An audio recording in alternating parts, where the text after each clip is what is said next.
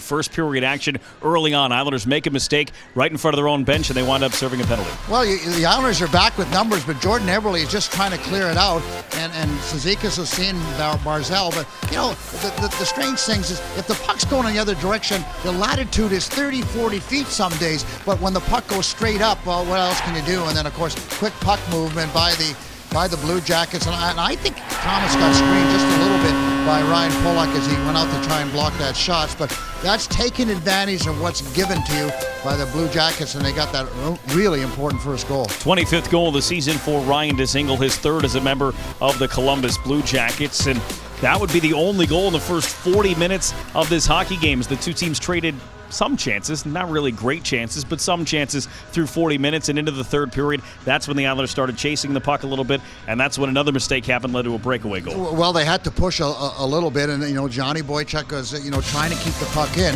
and those things again. You're trying to make a good play. Bobrovsky makes a good save there. And look at Boychuk; he's there, and then away goes the puck and just swipes it over. And of course, Panarin is able to beat Thomas Greiss. But you're in position to try and get something done offensively, and a good play really by Panarin. I think Panarin got part of it and prevented Boychuk from keeping it all the way in. And then that shot, just a great shot. And that one to me is academic because the way the Blue Jackets were playing, it was going to be tough for them to score. But Bjorkstrand's one of those guys that has a tremendous release, and they did that a number of times where they controlled the boards and tipped the puck to the slot area.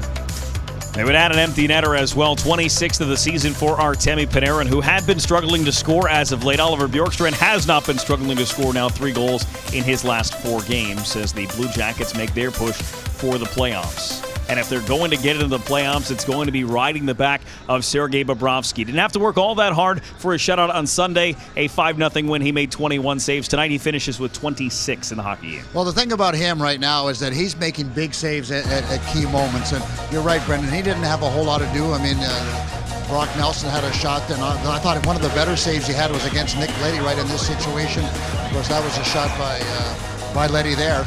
And other than that, there wasn't that much. That was a nice save. It was hot, but maybe that was the biggest save. That would have tied the game up for the Islanders and give them some momentum. But everything else like that was kind of like a little bit of window dressing. It was easy. He was able to establish his position.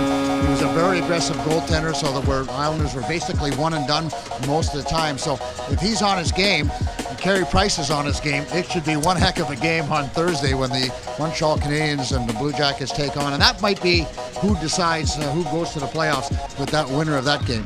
Bobrovsky's 8th shutout of the season ties Marc-Andre Fleury for most of the National Hockey League this year. All of them have come really in the second half of the year for Bobrovsky and the Columbus Blue Jackets. Well, the Blue Jackets will see Montreal here on Thursday. That's a big game. Islanders have a big game as well. They're going to Winnipeg to take on the Jets, a team fighting to win the Central Division. Well, they're trying to obviously establish home ice for not only the first round. They're thinking they're going to win the first, and they want it in the second round. And of course, the opposition in that first round would be much tougher, you would think, than certainly playing the 7th, the wild card team. So a lot of things on the line for the Jets. They haven't been playing all that well as of late. So the Islanders will have their hands full just the same, as I mentioned. A tough environment. The fans are very much into it, and that Jet team needs the wins. So does the Islanders, just as bad.